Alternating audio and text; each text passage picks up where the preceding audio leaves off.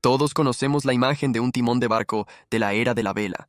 Siempre son grandes, con radios y manijas en sus lados, ubicados en el cuarto de popa donde los oficiales de azul dan órdenes a sus hombres. A veces observamos a un hombre al timón, manteniendo el rumbo del barco firme en un día soleado y calmado. Y otras veces vemos equipos de hombres luchando contra él, tirando y empujando tan fuerte como pueden para mantener el barco seguro durante las tormentas más duras. Pero mientras la imagen del timón del barco es tan popular, para muchos de nosotros la pregunta sigue siendo, ¿cómo termina realmente dirigiendo el barco?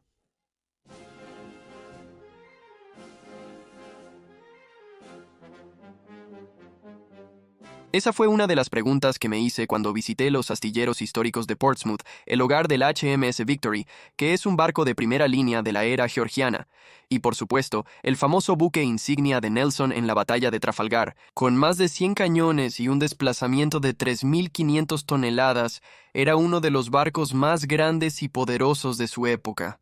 Así que estoy seguro de que puedes imaginar lo difícil que habría sido dirigir un barco tan enorme, especialmente en aguas agitadas, o incluso peor, en una batalla, donde el timón del barco habría sido una de las partes más importantes de todo el barco.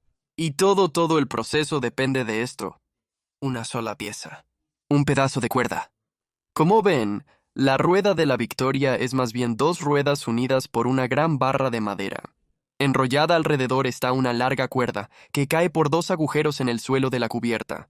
Así que pueden ver, cuando la rueda se gira a estribor, el lado izquierdo de la cuerda se levanta y se enrolla alrededor de la rueda, mientras que la cuerda derecha se desenrolla y cae por debajo. Al girar la rueda a babor, la cuerda izquierda se desenrolla y la derecha se enrolla. Es algo bastante sencillo, pero para ver cómo este tirar y soltar de cuerdas se traduce en dirección, necesitamos seguirlos debajo de la cubierta. La cuerda baja directamente hacia una de las oficinas del barco, ubicada bajo la rueda en la cubierta superior de cañones. Y lo que más me sorprendió aquí fue que la cuerda, a pesar de pasar por lo que era una parte ocupada del barco, también estaba completamente expuesta. No hay revestimiento de madera o metal alrededor. Simplemente está abierta al aire. Continúa desde el techo de esta sala, luego por el suelo hasta aquí en la cubierta de armas del medio. Y es aquí donde la cuerda se conecta al timón del barco. La cuerda atraviesa el techo y se divide al instante. La cuerda se extiende por el techo hasta el lateral del barco en cada lado. Aquí se enrolla en otra barra, controlándose estrechamente para evitar que la cuerda se deslice o se mueva. Se dobla hacia atrás ingresando a una pista segura. La pista redondeada lleva al centro del barco, pasa por telares y regresa. Estos son los lazos adjuntos a la gran barra negra. Esta barra es el timón conectada al timón exterior del barco. Entonces, a medida que se gira la rueda arriba, un extremo de la cuerda es arrastrado hacia arriba, lo que tira del timón y lo balancea a través de la cubierta, girando el timón. Si te preguntas cómo el timón puede moverse así, barrer la cubierta, los postes blancos que ves son adiciones victorianas al barco. No habrían estado allí cuando ella estaba realmente bajo vela, por lo que no habría nada para bloquear el paso del timón. Como puedes ver, el timón sigue el mismo camino que la cuerda, evitando que se balancee demasiado o que se salga y rompa las cuerdas. Ahora entiendo que esto todavía puede ser algo difícil de imaginar en nuestras mentes, con todas las diferentes direcciones en las que van las cuerdas, y cómo se conecta realmente con la rueda de arriba. Así que para ayudar a simplificar el asunto, decidí hacer uso de mi impresionante habilidad artística. Ahora puede parecer que contraté a un artista profesional, o quizás incluso, ya sabes, un equipo de ingenieros en la producción de este diagrama. Pero te aseguro, mi querido espectador, que esta pieza es puramente de mi propia creación.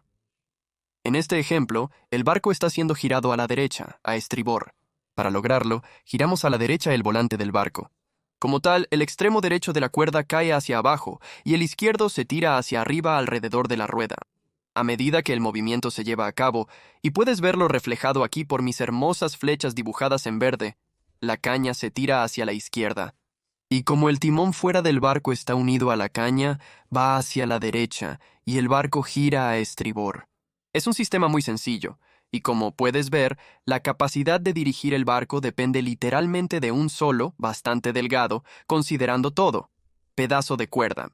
Como es de esperarse, esto lo hace especialmente vulnerable en batalla. No solo la rueda misma puede ser destruida, sino que la cuerda expuesta podría ser cortada en cualquier punto. De hecho, en la batalla de Trafalgar, la rueda del Victory fue destrozada por un fragmento de disparo de cañón. 40 hombres tuvieron que ser realmente retirados de la batalla y llevados rápidamente hasta el timón, donde lo movieron manualmente de un lado a otro, con órdenes que les gritaban desde arriba.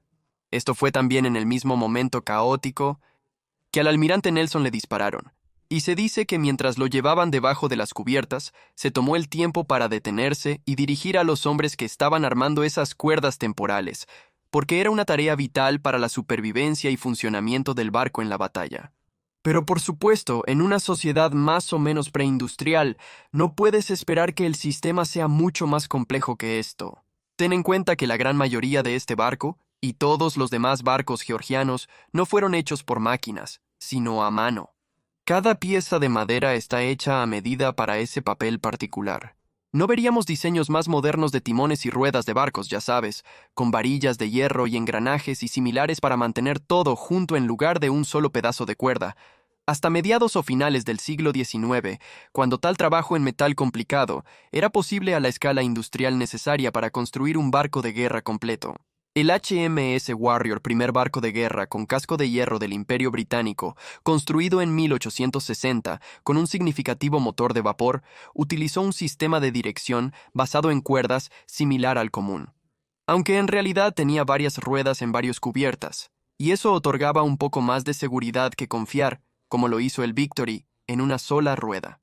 Así, la rueda de un barco se extiende hacia abajo para controlar el timón, permitiendo la navegación. La próxima vez que vayamos a Portsmouth preguntaremos algo similar sobre anclas y cabrestante. Pero hasta que llegue ese momento, soy y seguiré siendo, mi querido espectador, su más humilde y obediente servidor.